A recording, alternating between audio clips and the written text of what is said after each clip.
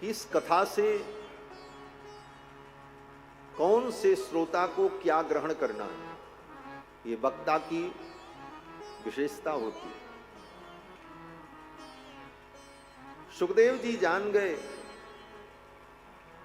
राजा परीक्षित तो इस कथा को सुनकर के कल्याण को प्राप्त कर लेंगे, 7वें दिन उन्हें मोक्ष की प्राप्ति हो जाएगी।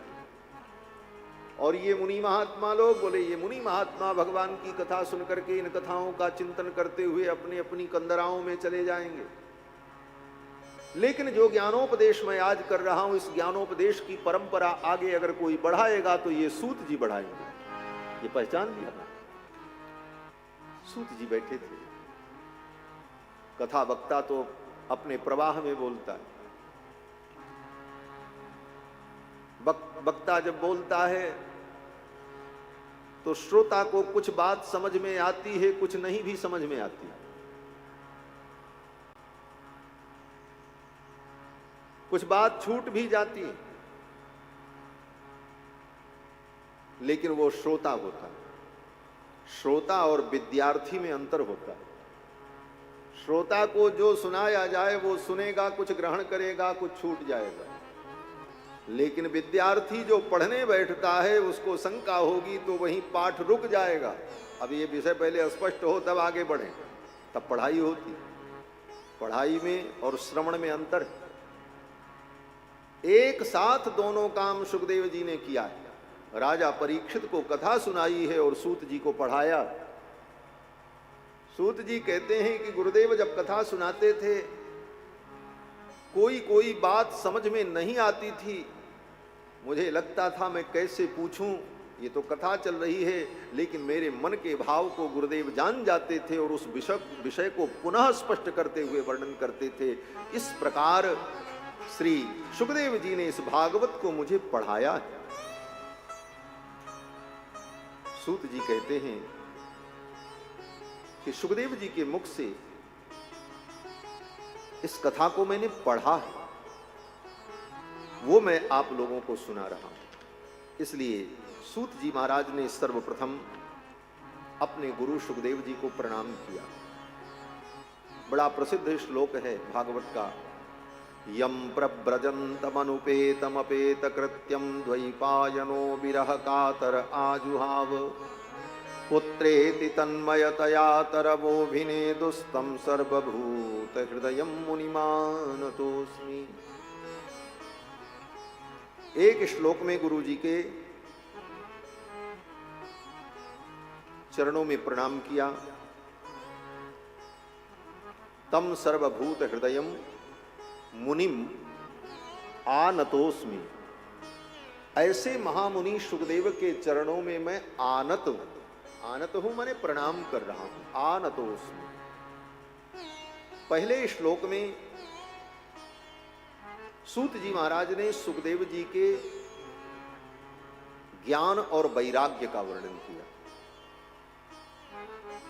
गुरु रूपी पक्षी के ज्ञान और वैराग्य ये दो पंख होते हैं। पक्षी के दो पंख होते हैं। एक पंख अगर कट जाए तो एक पंख से पक्षी उड़ नहीं सकता।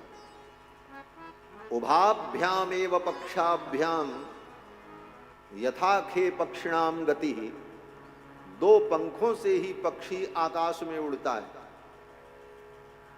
तो गुरु उस ब्रह्मानंद में विहरण करे तो उस गुरु आचार्य के भी दो पंख होते हैं। एक का नाम ज्ञान और एक का नाम वैराग्य। ज्ञान वैराग्य रूपी पंख के द्वारा ही गुरु रूपी आचार्य रूपी पक्षी उस ब्रह्मानंद में विहरण करते हैं। सूत जी महाराज ने सुखदेव जी के ज्ञान वैराग्य का चिंतन किया। सुखदेव जी का ज्ञान कितना उत्कृष्ट कोटि का है, बोले वो भागवत में आप देख सकते हैं।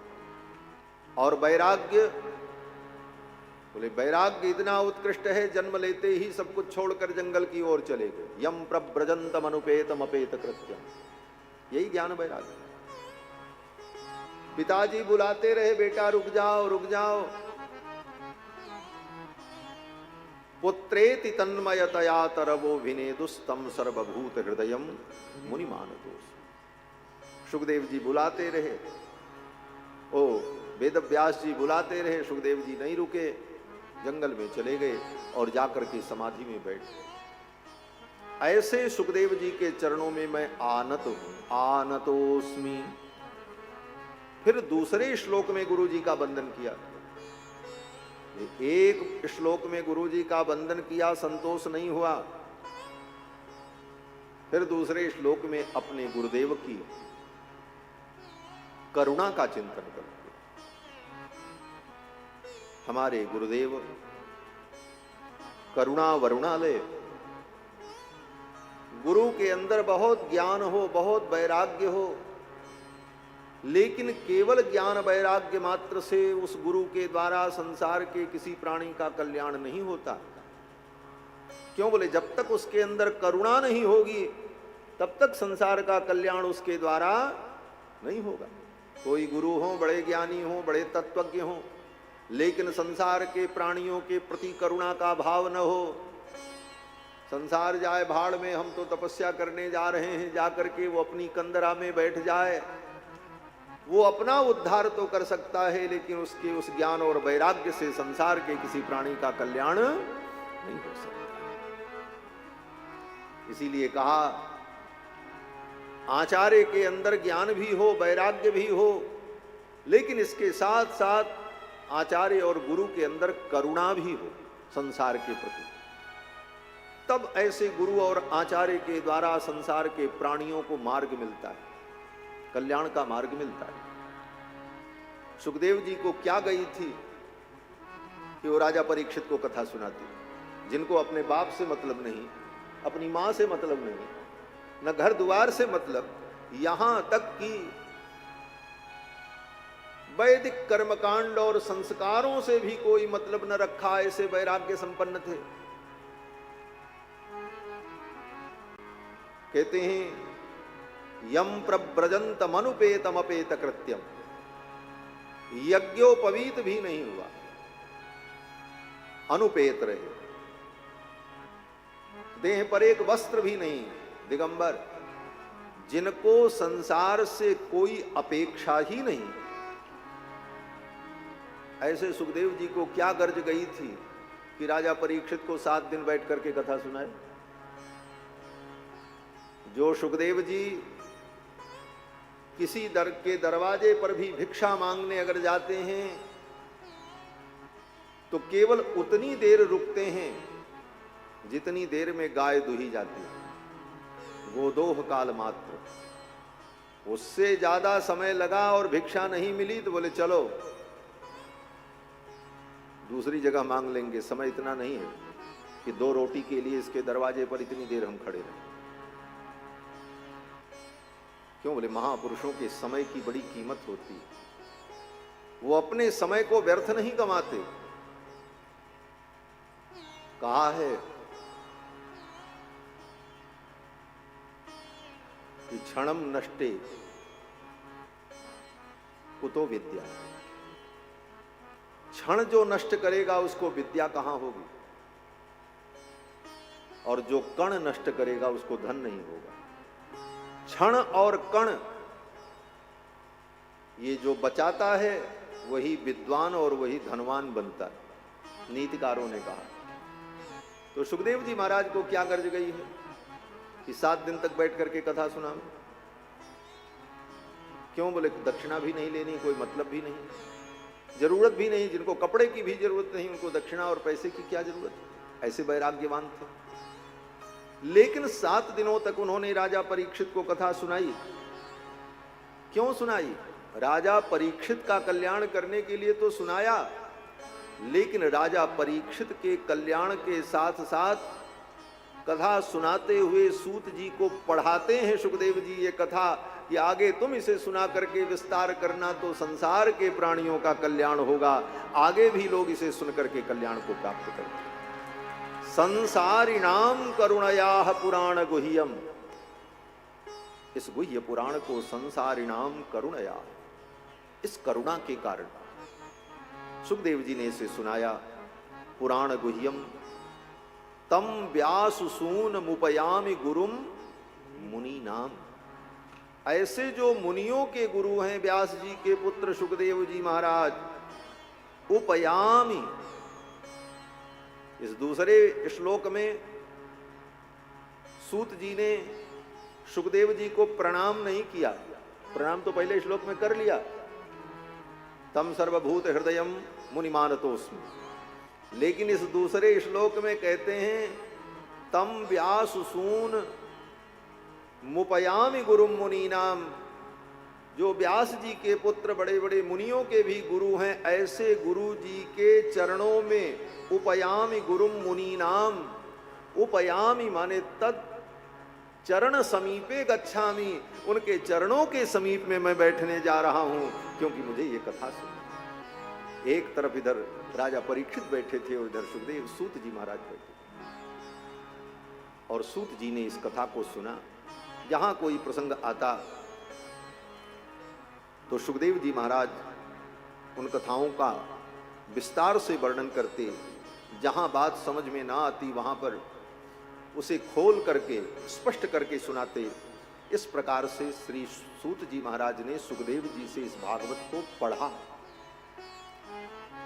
सूत जी कहते हैं, हे मुनियों, सारे धर्म कर्मों का फल यही है कि भगवान के चरणों में हमारी भक्ति, कृष्ण भक्ति परम श्रेय, कृष्ण के चरणों की भक्ति ही परम श्रेय है।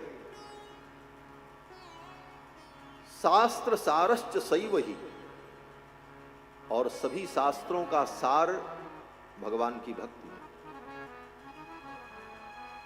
सारे शास्त्रों का एक ही सार है, भगवान के चरणों में हमारी भक्ति है। सारे शास्त्र यही कहना चाहिए।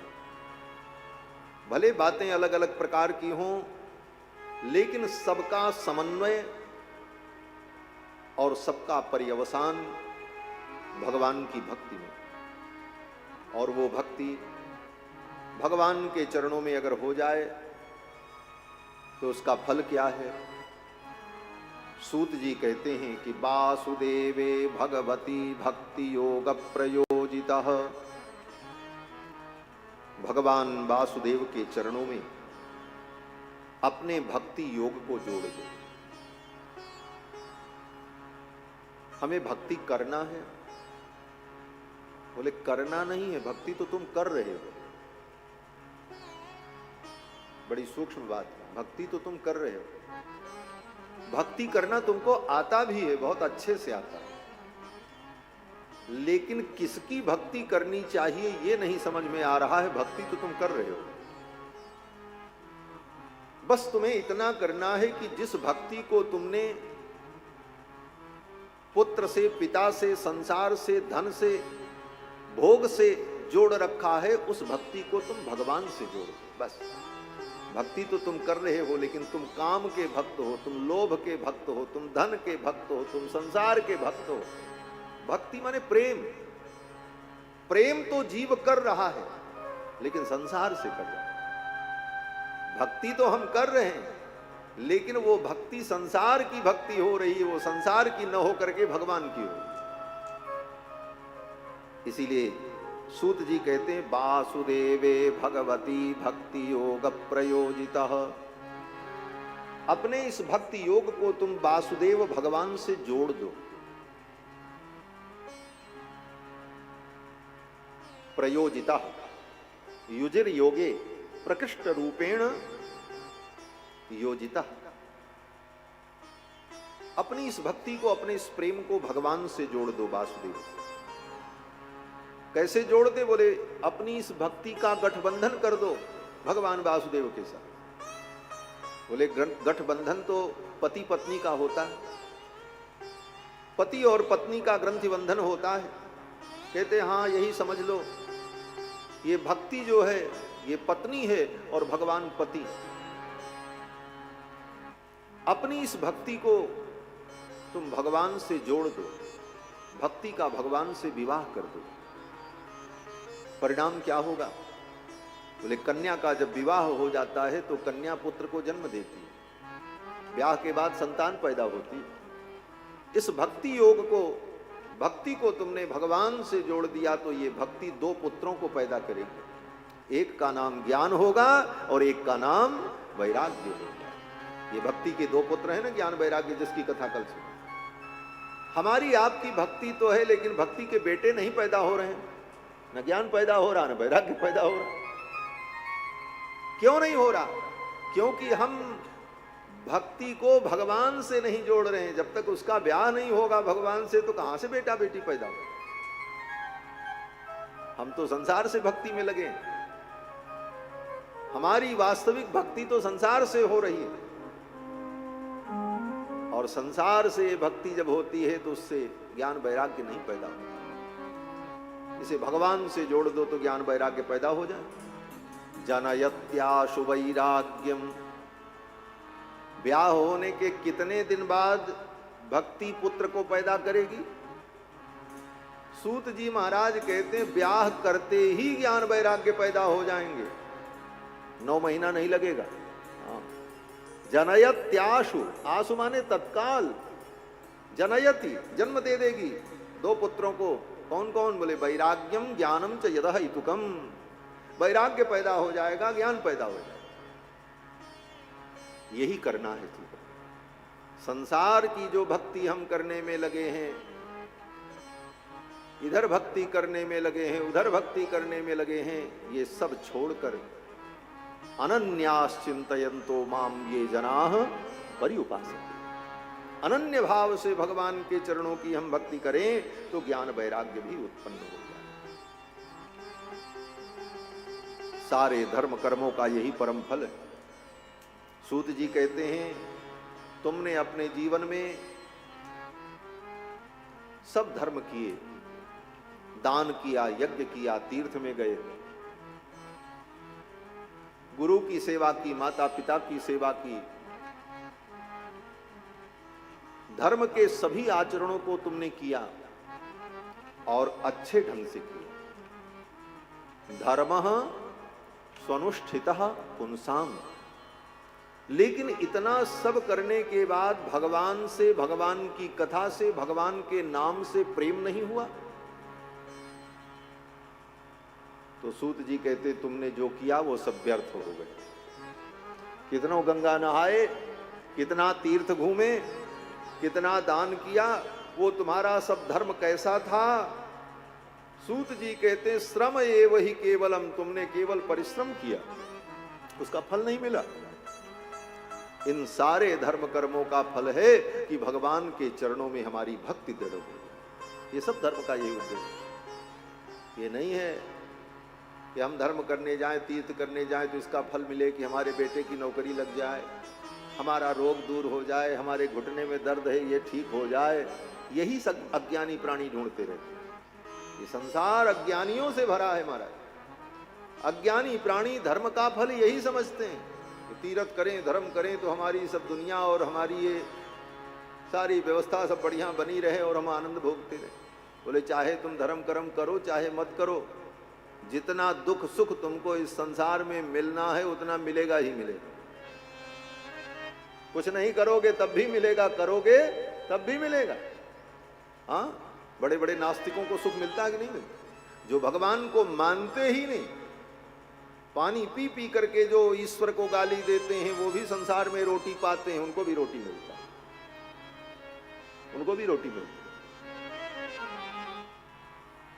शिशुपाल पानी पी पी करके भगवान को गाली देता था, फिर भी उसको रोटी मिलती थी। राजा था, प्रारब्ध था, उस प्रारब्ध का वो भोग भोग रहा था।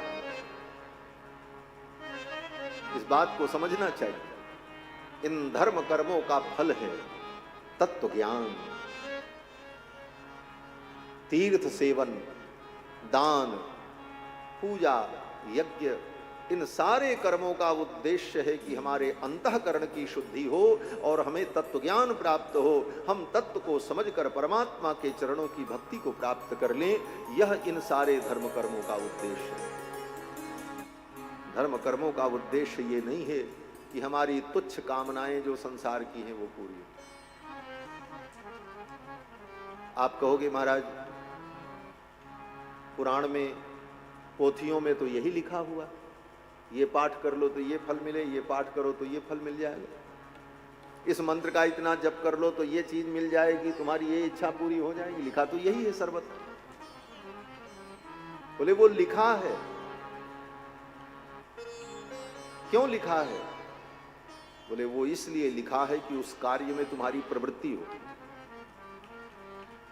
लेकिन समय आने पर तुम्हें यह बोध हो जाए कि इन कर्मों का फल यही नहीं है, इन कर्मों का असली फल भगवान के चरणों की भक्ति है।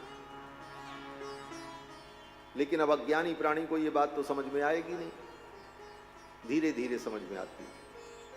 उदाहरण दिया, जैसे एक कोई छोटा बच्चा था 2 साल का, बीमार हो गया। उसकी मां ने सोचा इसको दवा खिलानी पड़ेगी, बुखार की दवा, बढ़िया कड़वी दवा, गिलोय घोंट करके औषधि तैयार की मां ने, और मां ने कहा बेटा इसे पी लो। उस कड़वी औषधि को वो पीने को तैयार नहीं हुआ, बच्चा था, उसे ज्ञान नहीं था। तब मां क्या की? बोले मां ने बुद्धिमानी किया। मां 2 लड्डू लेकर के आई और मां ने कहा देखो इस दवा को तुम पी लो तो तुमको ये 2 लड्डू मैं दूंगी।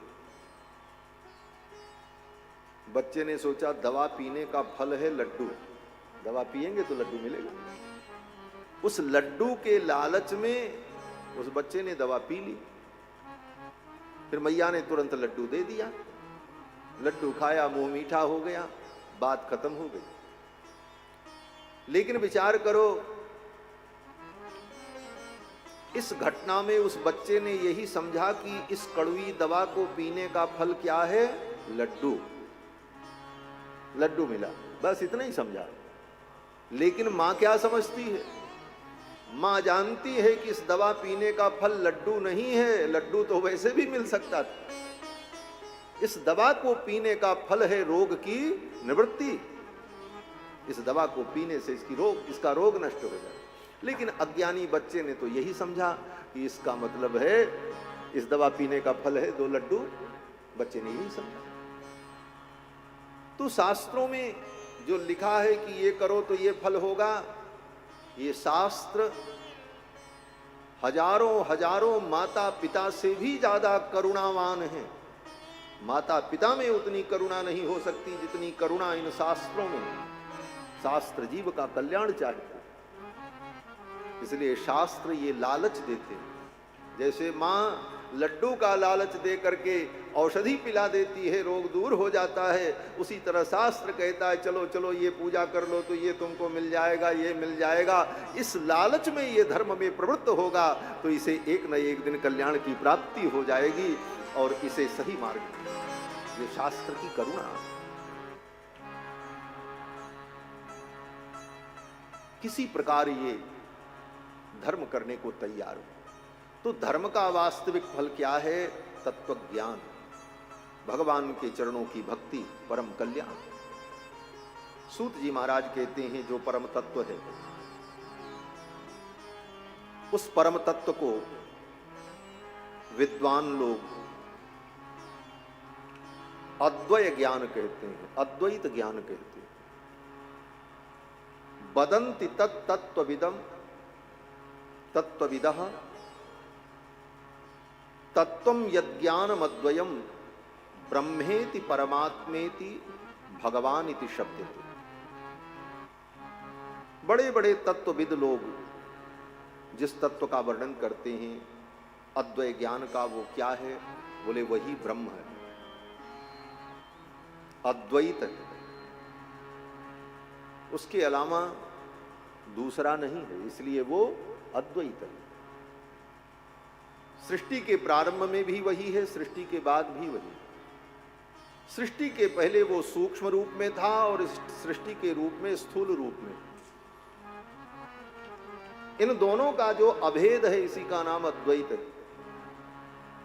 स्थूल चिद चिद विशिष्ट ब्रह्म और स्थूल चिद चिद विशिष्ट ब्रह्म, इन दोनों में जो अभेद है इसी का नाम अद्वैत है। लेकिन इस अद्वैत में बड़ी विशिष्टता है, उस विशिष्टता के कारण इसका नाम विशिष्टाद्वैत है। वही विशिष्टाद्वैत तत्व परमात्मा है। उसी को वेदांत में ब्रह्म कहा, ब्रह्मेति, ब्रह्म इति। परमात्मेति योग में उसे परमात्मा कहा, और भक्तों ने उसे भगवान के रूप में अनुभव किया। ब्रह्मेति परमात्मेति भगवानिति शब्दते, वही भगवान है। भगवान, परमात्मा, ब्रह्म एक ही तत्व है।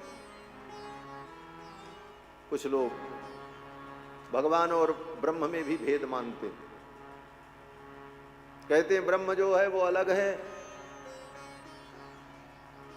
जो माया से युक्त है वो भगवान है,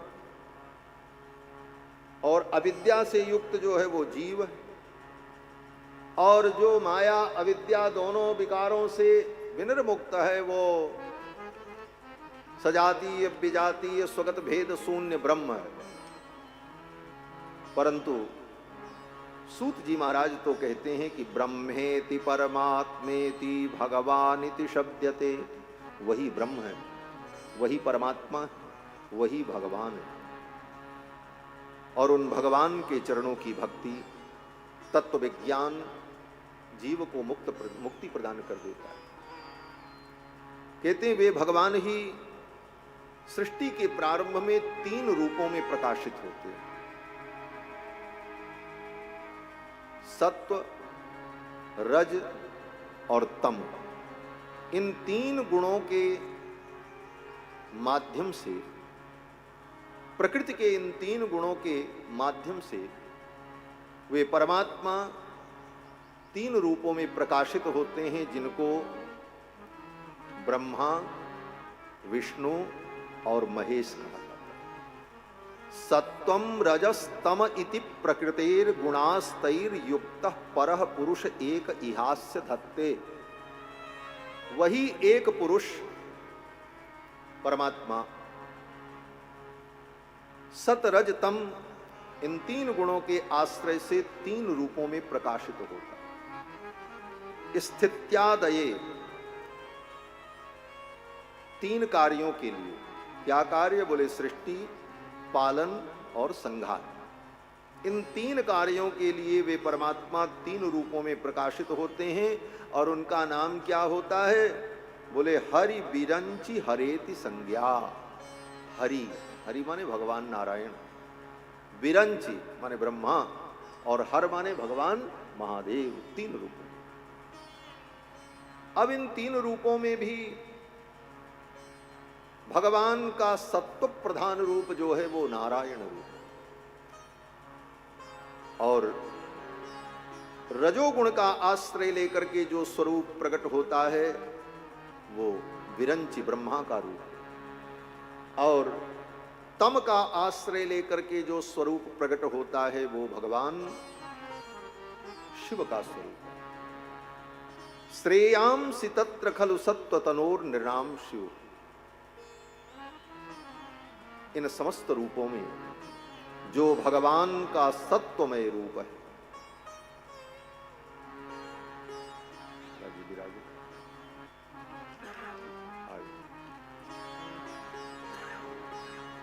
हरे राम राम राम सीता राम राम राम, हरे राम राम राम सीता राम राम राम, हरे राम राम राम सीता राम राम राम, हरे राम राम राम सीता राम राम राम, हरे राम राम राम सीता राम राम राम, हरे राम राम राम सीता राम राम राम, हरे राम राम राम सीता राम राम राम, हरे राम राम राम सीता राम राम राम, हरे राम राम राम सीता राम राम राम, हरे राम राम राम सीता राम राम राम, हरे राम राम राम सीता राम राम राम, हरे राम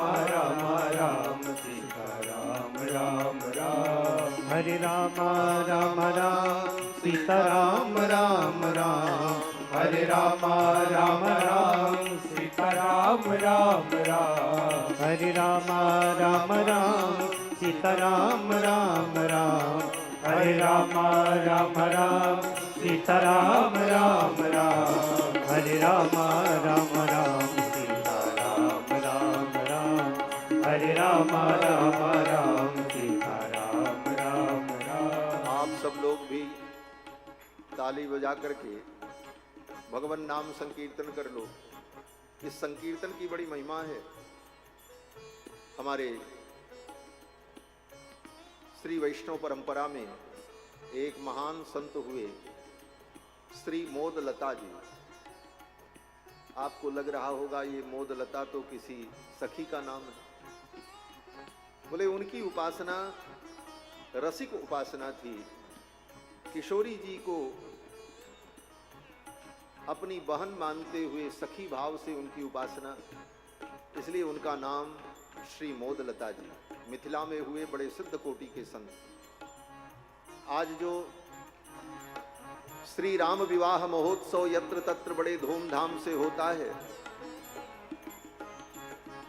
जिस विवाह महोत्सव के संपूर्ण पदों की पुस्तक पूज्य महाराज श्री ने भेंट की अभी, ये भगवान श्री सीतारामचंद्र जी के विवाह महोत्सव की इस भाव परंपरा को श्री मोदलता जी ने ही स्थापित किया।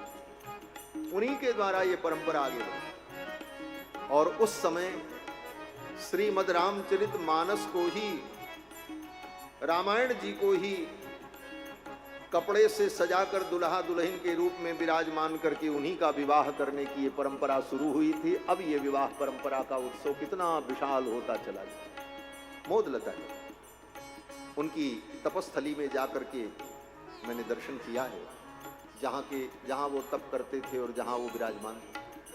तो भगवान की नाम महिमा के संदर्भ में उनकी एक रचना है बड़ी सुंदर, 8 पंक्तियों की बड़ी सुंदर रचना है। उस रचना को इस कीर्तन के साथ जोड़ करके हम लोग अनुभव करें तो नाम की महिमा का बड़ा सुंदर अनुभव होगा और कीर्तन का आनंद भी आ जाएगा। हरे राम राम राम राम सीता राम राम राम। हरे राम राम राम सीता राम राम राम। हरे राम राम राम सीता राम राम राम। हरे राम राम राम सीता राम राम राम। यह नाम बनाया प्रथम पूज्य गणपति जी को पल में। यह नाम बनाया प्रथम पूज्य गणपति जी को पल में। मिल गया यही अवलंब नाम सबरी को जंगल में। मिल गया यही अवलंब नाम सबरी को जंगल में। लाखों का बेड़ा पार किया पहुँचाया प्रभु के धाम। लाखों का बेड़ा पार किया पहुँचाया प्रभु के धाम। लाखों का बेड़ा पार किया पहुँचाया प्रभु के धाम। लाखों का बेड़ा पार किया पहुँचाया प्रभु के धाम। हरे राम राम राम सीता राम राम राम। हरे राम राम राम सीता राम राम राम। हरे राम राम राम सीता राम राम राम। हरे राम राम राम सीता राम राम राम। बजरंग बली के बल में इसकी महिमा न्यारी है। बजरंग बली के बल में इसकी महिमा न्यारी है। ध्रुव और विभीषण को भी तो यह बूटी प्यारी है। ध्रुव और विभीषण को भी तो यह बूटी प्यारी है। ध्रुव और विभीषण को भी तो यह बूटी प्यारी है। ध्रुव और विभीषण को भी तो यह बूटी प्यारी है। प्रहलाद इसी को जपते थे निस्बासर आठों याम। प्रहलाद इसी को जपते थे निस्बासर आठों याम। प्रहलाद इसी को जपते थे निस्बासर आठों याम। प्रहलाद इसी को जपते थे निस्बासर आठों याम। हरे राम राम राम सीता राम राम राम। हरे राम राम राम सीता राम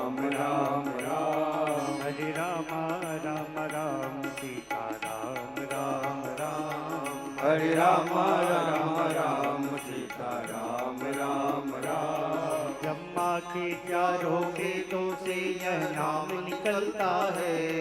ब्रह्मा के चारों वेदों से यह नाम निकलता है।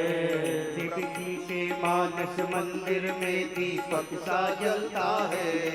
शिव जी के मानस मंदिर में दीपक सा जलता है। शिव जी के मानस मंदिर में दीपक सा जलता है। शिव जी के मानस मंदिर में दीपक सा जलता है। नारद जी की पीड़ा पर भी बजता यह सुंदर नाम। नारद जी की बीड़ा पर भी बजता है सुंदर नाम। हरे राम राम राम सीता राम राम राम। हरे राम राम राम सीता राम राम राम। हरे राम राम राम सीता राम राम राम। हरे राम राम राम सीता राम राम राम। क्या कहे अनाड़ी मोदलता इसमें क्या टोना है। क्या कहे अनाड़ी मोदलता इसमें क्या टोना है। क्या कहे अनाड़ी मोदलता इसमें क्या टोना है। क्या कहे अनाड़ी मोदलता इसमें क्या टोना है। हम क्या बतलावें प्रेमी जन इससे क्या होना है। हम क्या बतलावे प्रेमी जन इससे क्या होना है। हम क्या बतलावें प्रेमी जन इससे क्या होना है। हम क्या बतलावे प्रेमी जन इससे क्या होना है।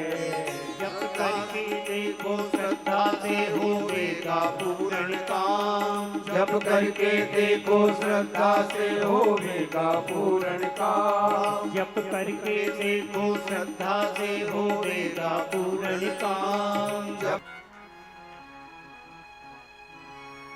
ये कभी नहीं मिटेगा, क्योंकि भगवान सनातन है और भगवान के द्वारा प्रवर्तित ये धर्म सनातन है। सनात सनातन तमः कपिलः कपिरव्ययः। भगवान सनातन है और अव्यय है, नित्य है। तो ऋषभदेव भगवान के 8वें अवतार। 9वां अवतार भगवान का पृथु के रूप में हुआ, जिन्होंने इस धरती को सजाया। पृथु ने इस धरती को सजाया है, इसीलिए इसका नाम पृथ्वी पड़ा है। कथा आगे आएगी। अभी केवल उन अवतारों का स्मरण किया जा रहा है। यहां इन्हीं अवतारों का चरित्र आगे भागवत में सुखदेव जी सुनाएंगे। भगवान का 10वां अवतार मछली के रूप में हुआ।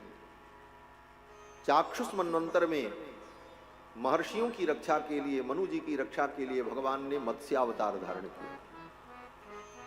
भगवान का 11वां अवतार कच्छप रूप में हुआ। समुद्र मंथन के प्रसंग में मंदराचल पर्वत को धारण करने के लिए भगवान ने कूर्म रूप धारण किया। 12वां अवतार भगवान का धनवंतरी के रूप में हुआ। समुद्र से भगवान धनवंतरी के रूप में प्रकट हुए, चतुर्भुज रूप में। एक हाथ में अमृत कलश, एक हाथ में आयुर्वेद का ग्रंथ और एक हाथ में औषधि, और एक हाथ में अमृत कलश लिए हुए और एक हाथ से अभय मुद्रा प्रदान करते हुए भगवान चतुर्भुज रूप में समुद्र मंथन से प्रकट हुए। इनका नाम धनवंतरी पड़ा। भगवान धनवंतर। और फिर उसी समुद्र मंथन के प्रसंग में भगवान का 13वां अवतार हुआ मोहिनी के रूप में। उस अमृत की रक्षा के लिए भगवान मोहिनी बनकर के प्रकट हुए और असुरों को मोहित किया और देवताओं को अमृत पिलाया।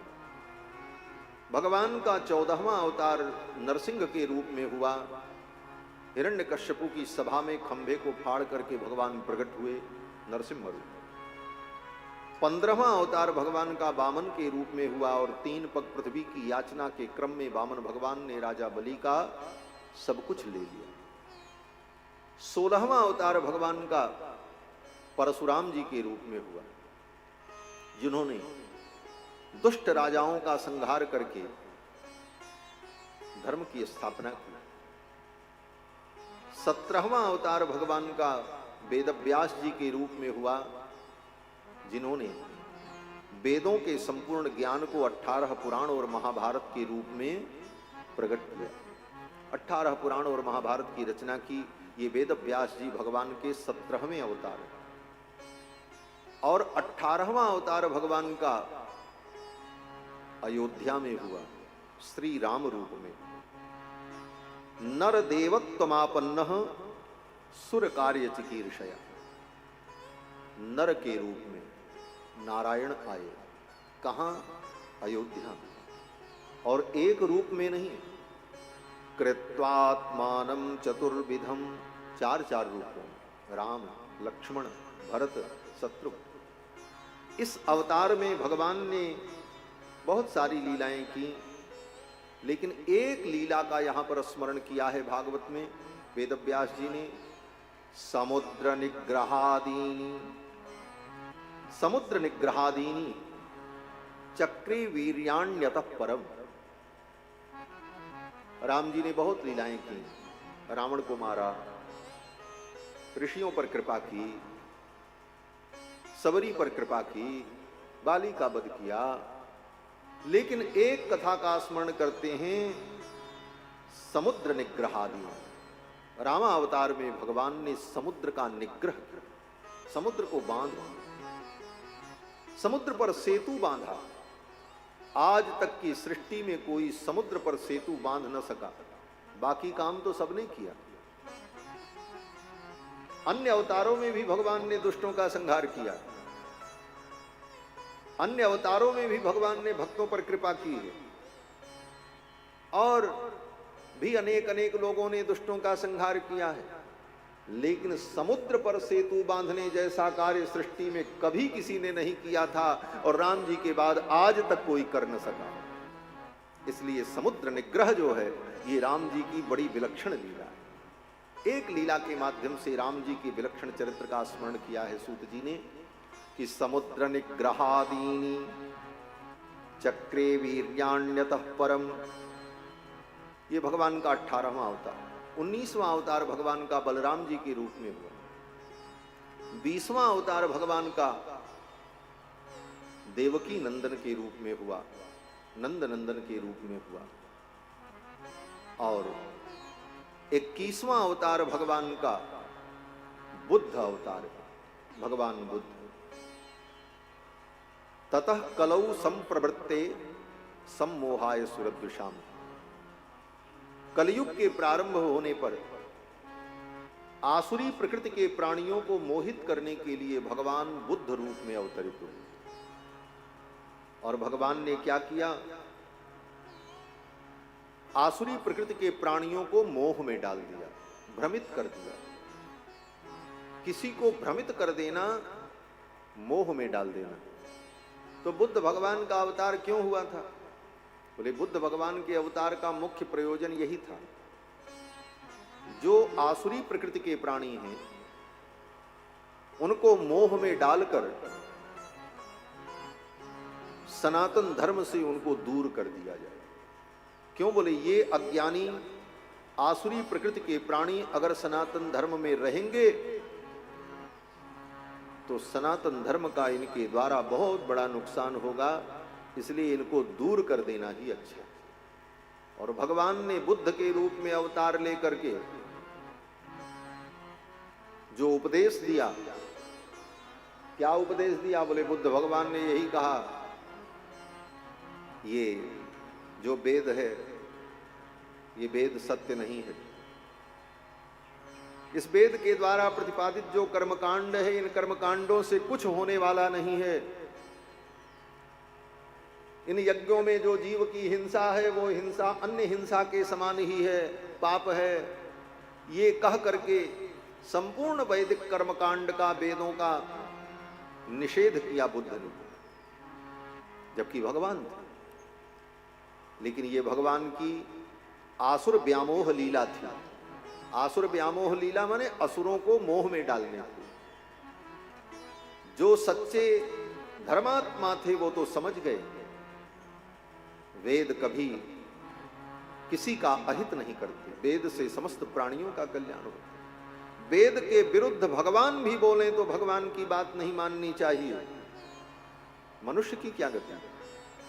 वेद के विरुद्ध भगवान भी आकर के अगर कहें कि वेद की इन बातों को मत मानो, तो ऐसे भगवान को तुम मत मानो, कह दो जाओ भगवान, हम तुम्हारी बात नहीं मानेंगे, हम तो वेद की बात मानेंगे। ये सनातन धर्म। तो जो ज्ञानी थे उन लोगों ने कहा वेद के विरुद्ध भगवान भी अगर कुछ कहें तो भगवान की वो बात हमें नहीं माननी। इसलिए सनातन धर्मावलंबियों ने बुद्ध के उस उपदेश को नहीं माना। लेकिन जो अज्ञानी थे, आसुरी प्रकृति के प्राणी थे, वो बुद्ध के उस उपदेश में पड़ गए और वो वेद मार्ग को छोड़ करके अलग हो गए। फिर उनका वो मार्ग जो बौद्ध धम्म जिसको कहते हैं वो प्रवर्तित हुआ और जितने ऐसे आसुरी प्रकृति के प्राणी थे वे सब उस मार्ग में चले गए।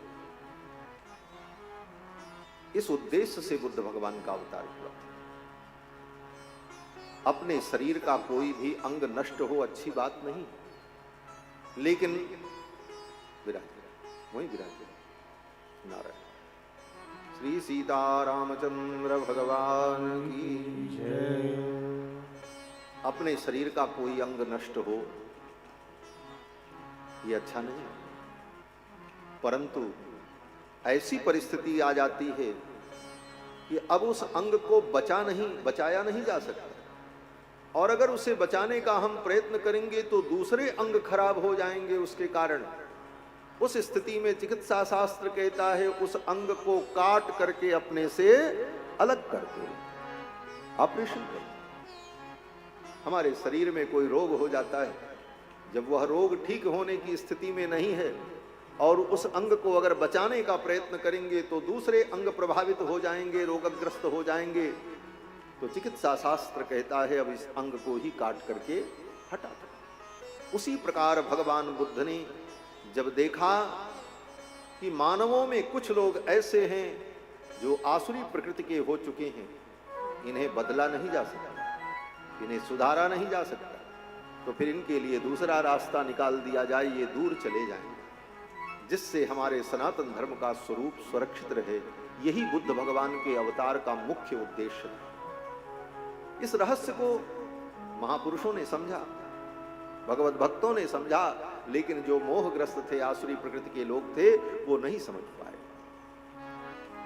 आगे सूत जी कहते हैं भगवान का 22वां अवतार कलयुग के अंत में होगा। कल्की के रूप में विष्णु यश नाम के एक ब्राह्मण के कुल में भगवान का अवतार होगा और भगवान दुष्टों का संहार करके कलयुग का अंत करेंगे और फिर से सतयुग प्रारंभ होगा और धर्म के चारों चरण प्रतिष्ठापित होंगे। 22 अवतार की संक्षिप्त चर्चा यहाँ पर श्री सूत जी महाराज ने शौनकादि मुनियों को सुनाई।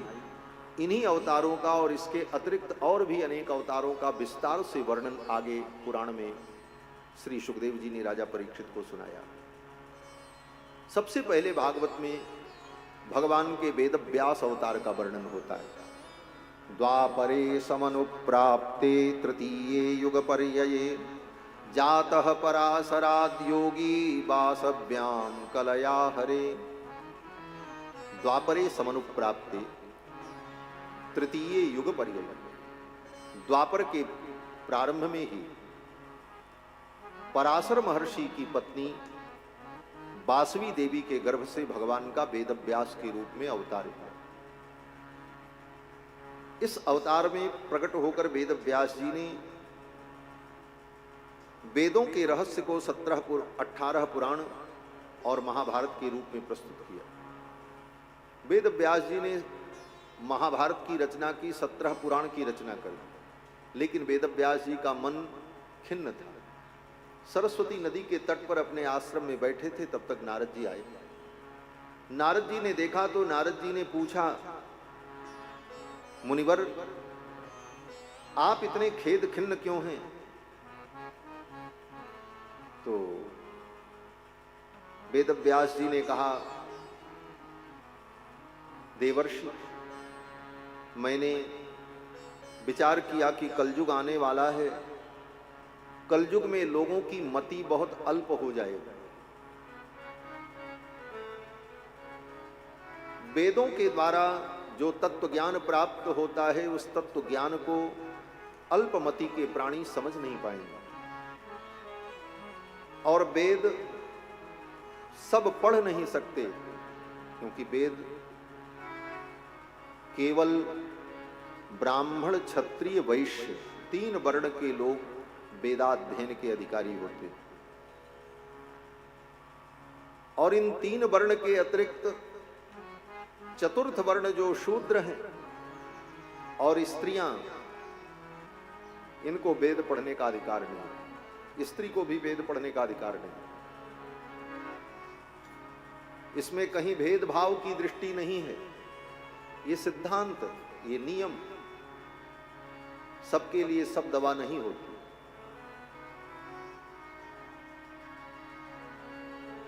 कोई भी दवा किसी को खिला दी जाए तो आदमी मर जाएगा। दवा का काम है किसी को ठीक करना। वही दवा जो ठीक करने के लिए बनाई गई थी, वही दवा उसके विनाश का कारण बन जाती है। और उसकी डोज भी कितनी हो और कैसे दिया जाए, किस रूप में दिया जाए तब वो फायदा करेगी, यही विचारणीय विषय है। दवा तो सब है।